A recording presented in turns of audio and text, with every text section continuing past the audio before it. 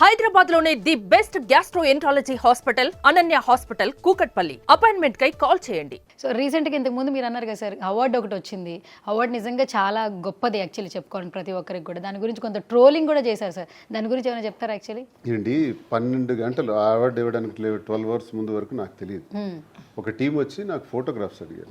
సరే ఫొటోస్ దేనికి అడుగుతున్నారంటే, ఈరోజు మీకు ఒక ఫంక్షన్ ఉంది సార్, రేపు మీరు రావాలి అని అన్నారు. వస్తాను, ఎవరు వస్తున్నారు?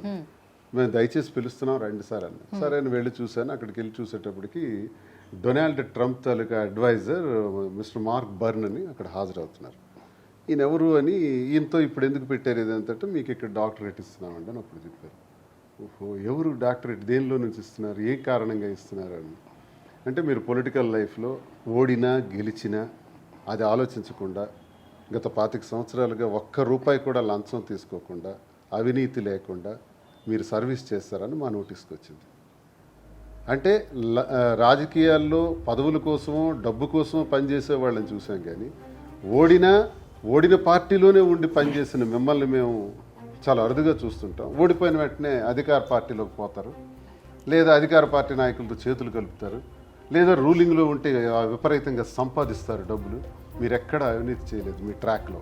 మేము ఎంక్వైరీ చేస్తూ మాకు వచ్చిన రిపోర్ట్స్.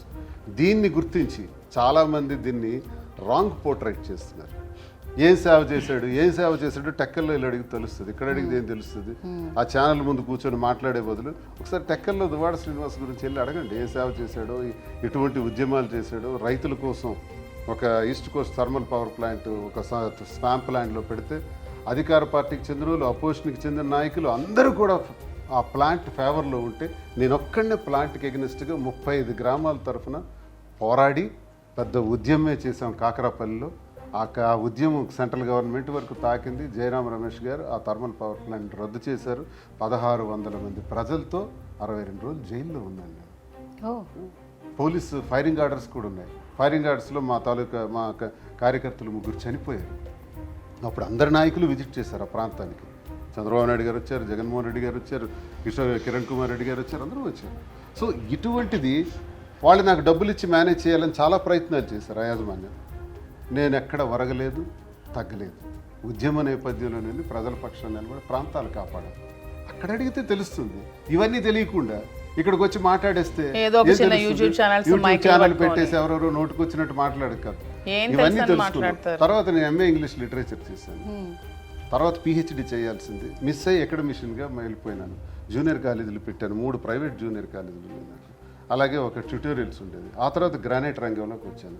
గ్రానైట్ రంగంలోకి వచ్చిన తర్వాత నా వృత్తి గ్రానైట్ రంగంలోకి వచ్చిన తర్వాత సుమారు 10,000 క్యూబిక్ మీటర్ల వరకు నేను ఎక్స్పోర్ట్ చేశాను. ఎక్స్పోర్ట్ చేసిన దానిలో పక్కా కమిట్మెంట్ ప్రకారం ఎక్కడా ఇబ్బంది లేకుండా మెటీరియల్ని ఎక్స్పోర్ట్ చేస్తూ ఒక కొత్త కలర్, ప్రపంచంలో ఎక్కడా లేనటువంటి గ్రానైట్ కలర్ని, అది ఐకాన్ బ్రౌన్ అనే ఒక గ్రానైట్ కలర్ని ఎక్స్పోర్ట్ చేశాను. ఇది గ్రానైట్ ప్రపంచంలో ఏ గ్రానైట్ వానర్కి అడిగినా చెప్తాడు.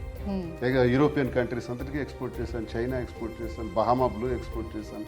అందులో ఫారిన్ కమిట్మెంట్స్ నిలబెట్టుకుంటూ చేసినటువంటి వృత్తి ధర్మం, వృత్తి పట్ల నిబద్ధత, దీనికి గాను ప్రజాసేవలో ఏ డబ్బుకు ఆశించకుండా, ఏ ప్రలోభాలకి లోబడకుండా, అధికారం కోసం చేతులు చాచకుండా ఈరోజు అపోజిషన్లో ఎంత స్ట్రాంగ్గా అయితే ఉన్నానో అదేవిధంగా 25 ఏళ్ళలో ఉన్నందుకు గాను గుర్తింపుగా 2 years కూడా కోవిడ్ లో ప్రతి ఇంటికి ఫుడ్, వెజిటబుల్స్ అన్ని దగ్గరుండి ఇతనే సర్వ్ చేస్తారు. కోవిడ్ లో ఒక్క రోజు కూడా ఇంట్లో లేరు తను.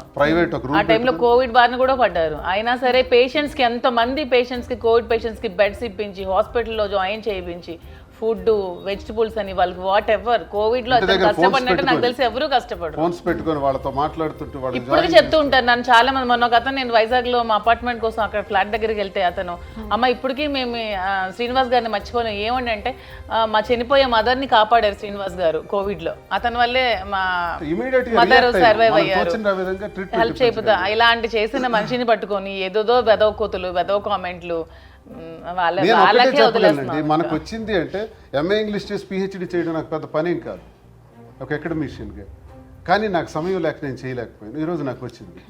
లిటరేచర్లో మీరు మాట్లాడే వాళ్ళు ఎవరైతే విమర్శిస్తున్నారో ఒక్కసారి మీ మీడియా ముందుకు తీసుకురండి. వాళ్ళకి shall we have a discussion regarding the literature, English literature, Shakespearean dramas గురించి, ట్రాజడీస్ గురించి, కామెడీస్ గురించి డిస్కస్ చేద్దామా?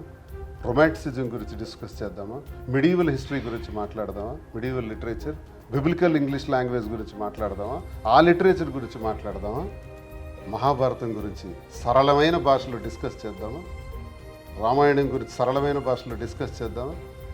Let them come anybody, any commentator. నన్ను విమర్శించాలనుకునేవాడు, నా డాక్టరేట్ని విమర్శించాలనుకునేవాడు, నాకు ఇచ్చిన డాక్టరేట్ బిరుదునిచ్చినటువంటి ట్రంప్ అడ్వైజర్ ఎవరు, మార్క్ బర్న్స్ ఉన్నారు.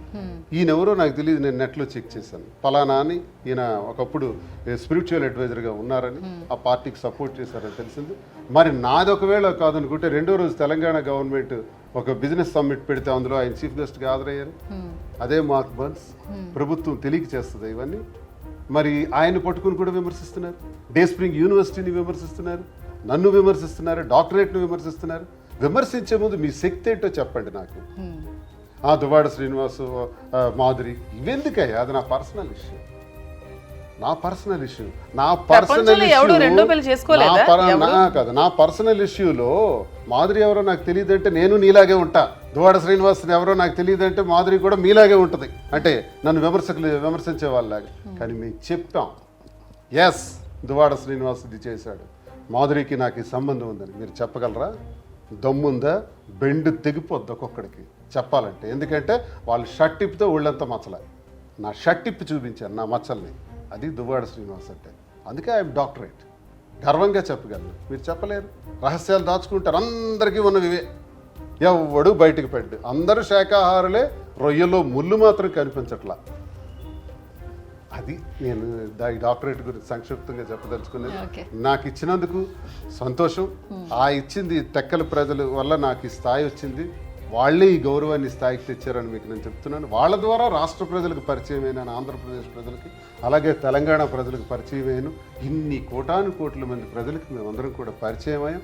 ఇలా ప్రజలందరికీ కూడా ఈరోజు ఈ ఉగాది సందర్భంగా ప్రతి ఒక్కరికి ఈ ఉగాది షడ్రుచులు ఎలాంటివో, పులుపు, తీపి, కారం, వగరు అన్నీ జీవితంలో అన్నీ కలగలిపి అది ఎంత ఆరోగ్యాన్ని ఇస్తుందో, ఆ ఆరోగ్యం ద్వారానే మీకు భవిష్యత్తు బాగుండాలని, ఆ వెంకటేశ్వర స్వామి ఆశీస్సులు ఎప్పుడు మీకు ఉండాలని, అందరూ ఆయుర ఆరోగ్యాలతో, అష్టైశ్వర్యాలతో ప్రజలందరూ ఉండాలని, అందరం బాగుండాలి.